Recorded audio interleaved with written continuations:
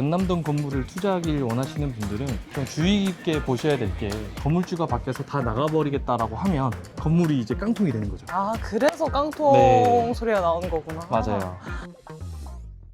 안녕하세요.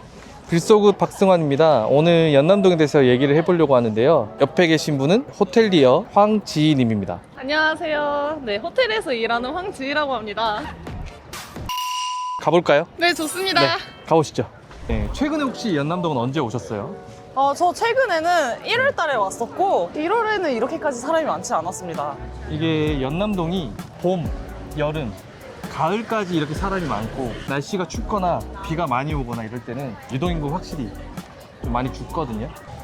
안 건너갈 거야. 이렇게 돌아서 미로길로 가기로 했었는데 피디님이 잘 몰라서 가저야까지 갈 뻔했습니다.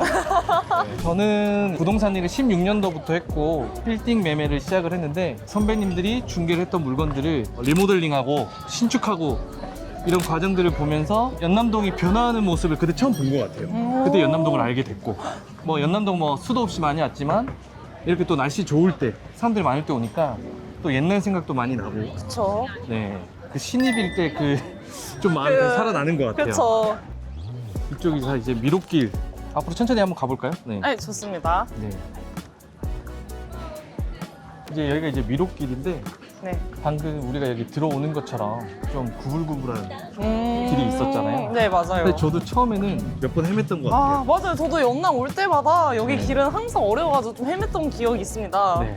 상권이 생길 때는 이런 좀 재미, 미로와 같은 길 그런 테마들이 있으면 상권이 좀 더 알려지기 좋은 것 같아요. 아, 그쵸? 네. 연남동은 아까 본 것처럼 공원, 그리고 이제 지하철, 뭐 2호선, 공항철도, 경의중앙선 이렇게 이제 세 개의 지하철이 있다 보니까 외국인들도 공항에서 바로 넘어오기가 좋고 아, 그럼요. 예, 서울 근교에 계시는 분들도 연남동 오기가 좀 교통편으로 너무 좋기 때문에 좀 이런 인프라가 갖춰져 있는 곳이라 좀 연남동의 상권이 좀 많이 활성화된 것 같아요. 아, 네.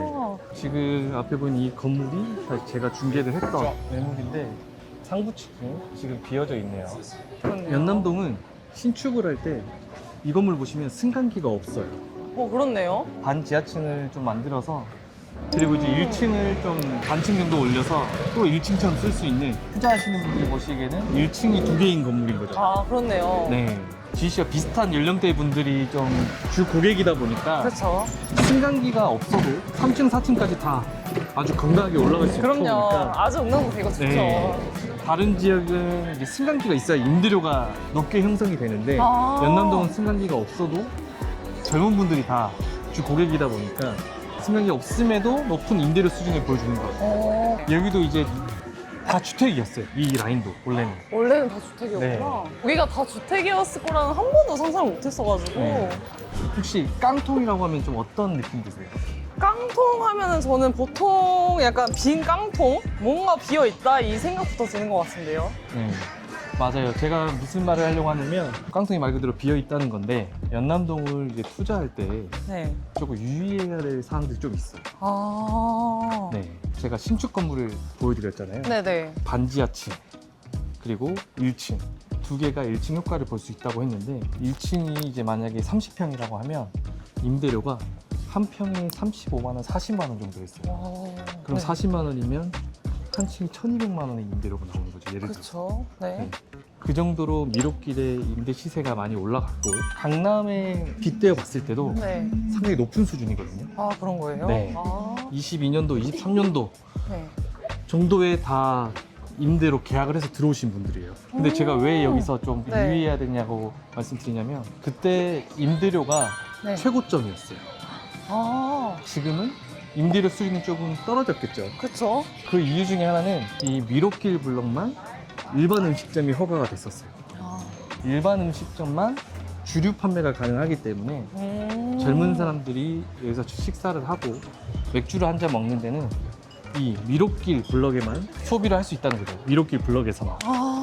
미로길 블럭을 벗어난 지역은 휴먼타운이라고 아직도 지정이 되어 있는데 네. 일부에서도 공원에 가깝다든지 상권이 형성될 수 있는 대로변에 가깝다든지 일부 건물들만 일반 음식점 허가가 나오고 있어요. 지금. 아. 그게 이제 22년도부터 그렇게 됐거든요. 네. 그때 이제 미로길이 좀 독점적인 성격이 이게 네. 조금 상권이 커질 수 있는 옆으로 퍼지는 임대료가 너무 높으니 휴먼타운에서 영업이 가능한 곳으로 업장이 옮겨지는 경우도 있는 거죠. 아, 그쵸. 건물주가 바뀌면 임차인 분들은 그 임대인 바뀌는 것에 대해서 거부를 할 수가 있어요. 건물주가 바뀌는 거를 막는다는 게 아니라 네. 본인이 계약을 이어서 하지 않겠다. 계약 기간이 남아있지만 폐업을 하겠다. 뭐 이전을 하겠다. 이런 뜻이거든요. 높은 수준의 임대료로 내고 있을 때 장사하는 매출로 그 임대료 감당이 어려울 수도 있잖아요. 너무 그러겠네요. 높으니까. 아, 올해 1월 달에 오셨을 때 이런 인구가 없었잖아요. 그쵸. 그럴 때는 임대료 내는 게 어려워. 상당히 벅차죠. 아, 건물주가 바뀌었을 때 권리금을 포기하더라도 연장하지 않고 그냥 나가겠습니다. 권리를 주장을 할 수가 있어요. 그래서 연남동 건물을 투자하길 원하시는 분들은 좀 주의 깊게 보셔야 될 게 네. 여러 부동산 자료를 받으면 임대 수익이 뭐 4%, 5% 정도 나오는 연남동 매물들이 있어요. 건물주가 바뀌어서 다 나가버리겠다라고 하면 건물이 이제 깡통이 되는 거죠. 아, 그래서 깡통 네. 소리가 나오는 거구나. 맞아요. 근데 실제로 그런 사례가 있고 이 건물을 샀을 때 예를 들어서 뭐 2천만 원의 임대료가 나온다고 했는데 주인이 바뀌게 되니 갑자기 세입자들이 다 나가는 거예요. 그러면 임대료 없이 이자만 나가는 그쵸. 경우가 생기는 거죠. 이런 부분들을 좀 조심하려면 그런 수익률이 높은 건물은 꼭 임대 기간을 언제 임대가 시작되는지 꼭 확인을 하시면 좀 좋을 것 같아요. 그리고 주변에 현재 임대 시세가 어떤지도 꼭 비교를 해보시면 네. 예전에는 1,000만 원이었지만 지금은 700만, 600만 원일 수도 있거든요. 아, 그쵸. 그런 시세 조사도 꼭 중개인한테 요청을 하시고 비교를 해보시고 투자를 하셔야 실패 없는 투자가 될 것 같습니다. 그러네요. 그런 의미에서 실패로 네, 제가 깡통이라고 말씀을 드렸어요. 바로 이해 네. 완료했습니다.